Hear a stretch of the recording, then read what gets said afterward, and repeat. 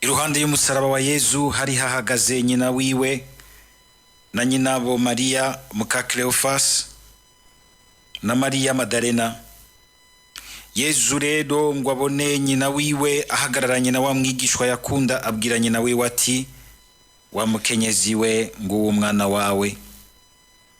Hanyuma abwira wa mwigishwa nawe ati, nguyo nyoko wawe. Kuva ubwo nyamwigishwa acajana Mariya iwe. Ivyo biheze, kubera ko Yezu yarazi ko vyose birangutse, kandi kugira ngo ivyanditswe biranguke, acavuga ati, ndanyotewe. Hariho agakono kuzuye isiki, bashira rero ipampa ku nkoni, barikoza muri iyo siki bararimuha ngo anunuze. Yezu amaze kunywa nyasiki avuga ati, vyose birarangutse. Araheza ajondamika umutwe aracikana. Kubera ko wari umunsi wo kwitegurira isabato y'ico gihe nayo ukaba wari umunsi mukuru hambaye, abayuda rero basaba Pilato ngo bavuna amaguru y'abari babambwe, baheze babakure ko boye kurekera imivyimba ku musaraba ku munsi w'isabato. Abasirikare rero baraza bavuna amaguru y'uwa mbere na y'uwa kabiri muri bamwe bari babambwe hamwe na Yezu. Bashikiriye Yezu basanga yamaze gucikana, ntibamuvuna amaguru. Ari kumwe wo muri nyabasirikare amusogota icumu mu rubavu, haca hisuka amaraso n'amazi. Dushimagize iyi nkuru nziza ya Kristu.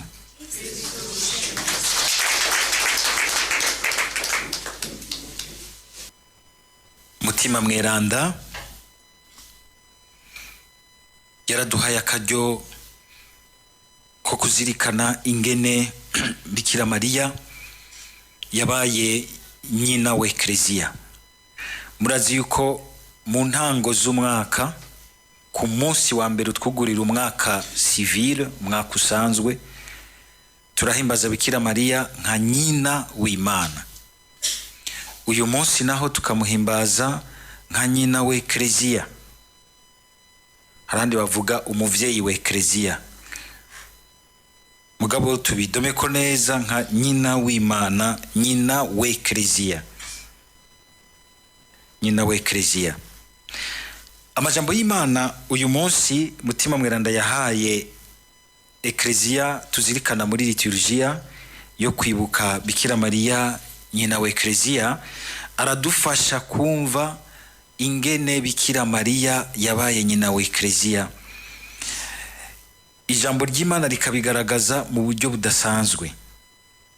Ubwa mbere twumvise aha ku musaraba ingene Yezu abwira Bikira Mariya, akabwira wa mwigishwa yakunda. Ujya mwigishwa yakunda akaba ariwe aserukiye Eklezia yose, abantu bose bakunda Yezu, kandi na Yezu akabakunda koko.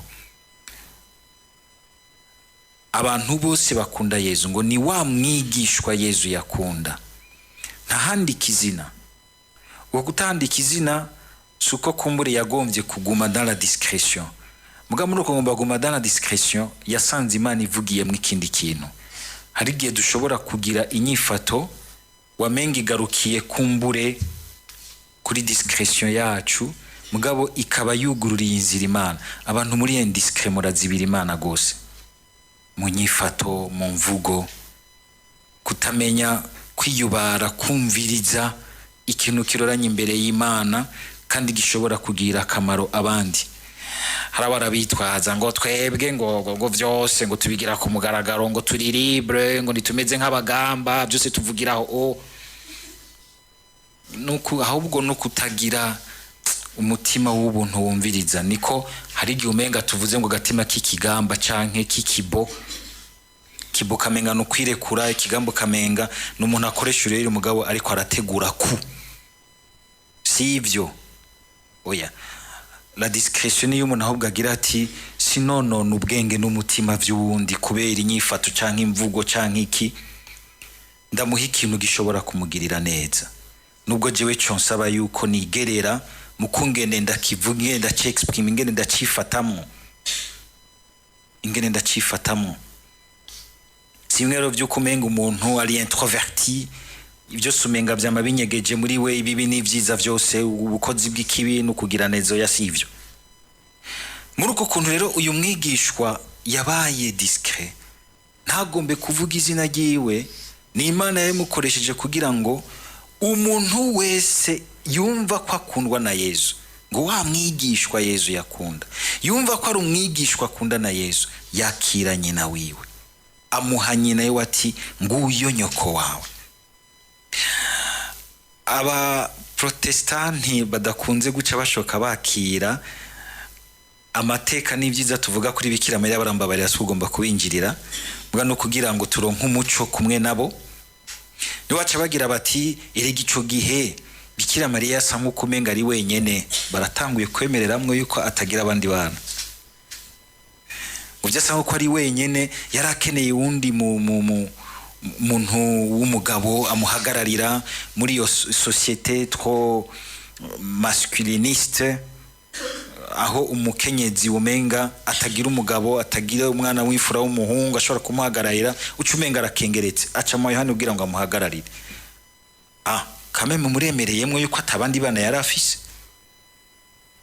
Kuko aha niho tuca tubona yuko Bikira Mariya atabandi bana yari afise, kuko iyo aba yari abafise cagira ati mwebwe tuvukana rero muramenya muhagararire neza mama wanje. Abahari bari he? Ntiyari kuza kumusigarana uwo mwigisha kandi afise abandi bavuye mu burabwiwe mu nda yiwe.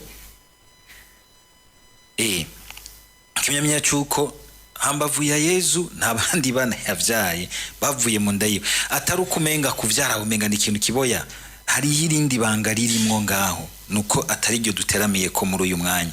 Kuba yaravyaye Yesu hama ntavyara abandi bana mu mubiri wiwe, nikimenyetso cyaho Imana yagize ati mu kuvyara Yesu uvyaye bose. None twese nk'umuntu Bikira Mariya ari kudutwara mu gitereko twese akadukwiza, muga hari igitereko cy'ubuvyeyi bw'Imana kudutwaramo. Umugore avyaye abana benshi ashobora gushika kuri bangahe bavuye mu gitereko biologiquement? 10 na bangahe? Agejeje ngaho asubire yoca saba.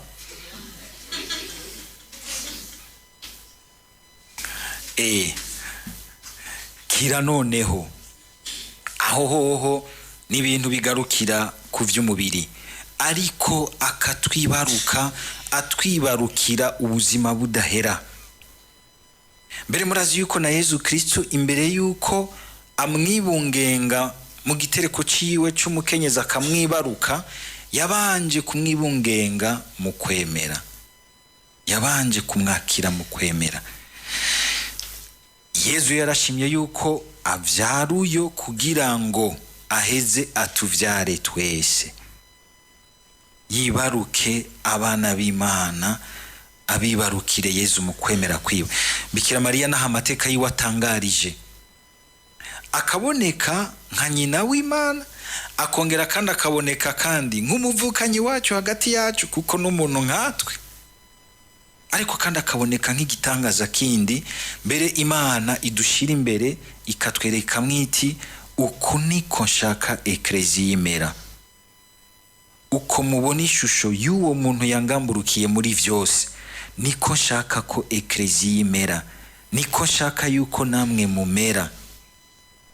Umwe wese mu butandukane bwiwe akigana ubwo bugamburutsi, uko kwama wese yugurukiye ingingo n'igikorwa c'Imana, akamari shirahishize, akamari ngengwa nahishize. Bikira Mariya rero tukabona ingene aha Yesu Kristo amuduha mu mwanya yariko aragwana intambara ikomeye ku musaraba mu bubabare bwinshi. N'umuvyeyi Yesu aduha kugira ngo natwe igihe turi mu bubabare butagira uko bungana bumwe nyene mbere bugera ahantu bukakuzuza gukekeranya yuko Imana idahari, atayiriho, kuko yaba yaririho kandi ishobora byose yoje kugutabarika gukura muri ubwo bubabare. Ariho Yesu agira ati nakubera umuvyeyi, aho hantu naho wo kwishoboza, kuko nawe azi ingene yahamubereye umuvyeyi akamugumira iruhande.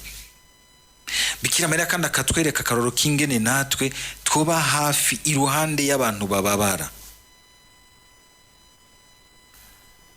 iruhande y'abantu bababara, abantu bamerewe nabi, kugira une présence efficace hafi y'umuntu ababara. Ariko kandi cyo nagomba ko tuhazirikana, hari ahandi hantu tutakunze gushika muri iki gisomwa, ingene Bikira Mariya Yezu mu kumuduha muri uyo mwanya ariko aragwana n'ibicumuro vyacu ku musaraba, ingene atubera umuvyeyi adufasha kugwana n'inyosha mbi, kugwana n'ivyaha vyacu, ngo dushobore kureka Yezu ngo adukize, dushobore kwakira urukiza rwa Yezu. Ahandi ho Yezu ntiyari kumuduha muri uyo mwanya uri mwindi siguro yari kwaragwana n'ivyaha vyacu ku musaraba. Cyo gituma hari abantu benshi bakira neza ivyaha vyabo, impengamiro z'ivyaha, bagakira ibikomere bikomoka ku vyaha bakoze, kubera ko bamenye kwakira Bikira Mariya nka nyina wabo mu buzima bwabo, akabafasha kwinjira mu bukiriro bwa Yezu Kristo, kuburagamamwo no kubushikamamwo. Ntitwigere twibagira yuko ubuvyeyi bwiwe bushika ngaho. Ariko kandi bwa kabiri turabona ingene uyu munsi Eklezia iduha kuzirikana ingene Bikira Mariya aba nyina w'Imana mu bundi buryo bwiza kandi bwaho Eklezia rero ivuka icese, ikavuka mu bubasha bwa Mutima Mweranda. Bikira Mariya niho yarari, kandi ntiyarahari nk'uko umenga ari mu rutonde rw'abandi. Mwumvise ingene Luka muri iki gitabo cy'Ibikorwa by'Abatumwa amuserura, aravuga ngo n'abandi bakenyezi bose bari bahari, ariko agaca musobanura mu izina. Muri aha hantu mu Banyisirayeli basanzwe bashingira gose ku mugabo, kubona Luka avuga abagore bose bahari agaca serura Bikira Mariya, ni kimenyamenya cy'ingene kuva hakiri kare mu batumwa ba mbere, abigishwa ba mbere, ingene bumva ko Bikira Mariya ari umuntu adasanzwe. Yaba ari umuntu asanzwe ko nk'abaporoti bubaho bakavuga ngo ni nka envelope, Luka ni yari kwigwa aramuvuga mu izina, avuga ati n'abandi bagore baraho agacagereza ngaho. Mugabo uko kunagira ati ngo na nyina wa Yezu ari mu bandi, mugabo aramusobanuye amuvuze mu izina, nuko ageze ati nasanzwe uyo sico kimwe na sinumva ya Marisiana nyina wa Patibire hariya kwijaba.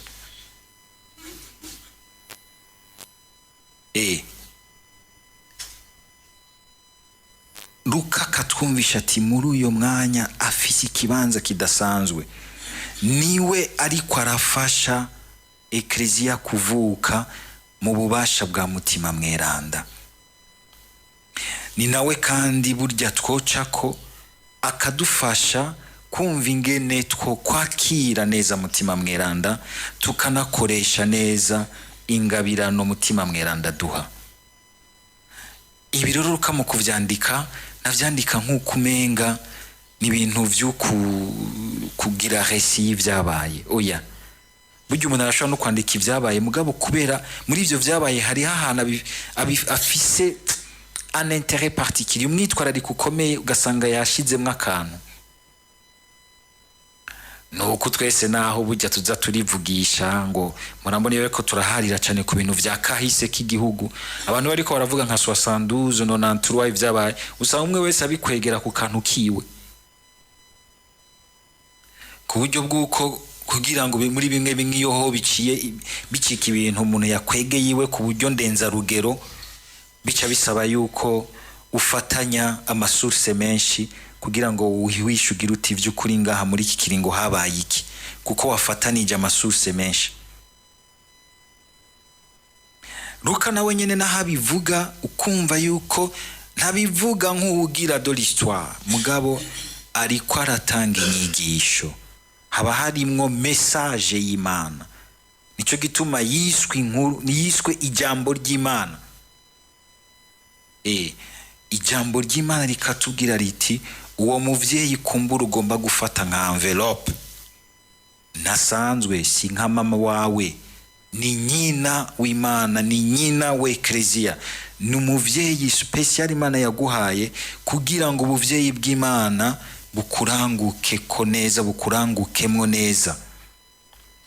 Dusaba Umukama kugira ngo wenyene muri mutima kubwo bukandizi n'ubuvyeyi bw'uwo muvyeyi adufashe kumwakira natwe nkuko yo bamuduhaye gushasha akagira ati nguyo nyoko wawe.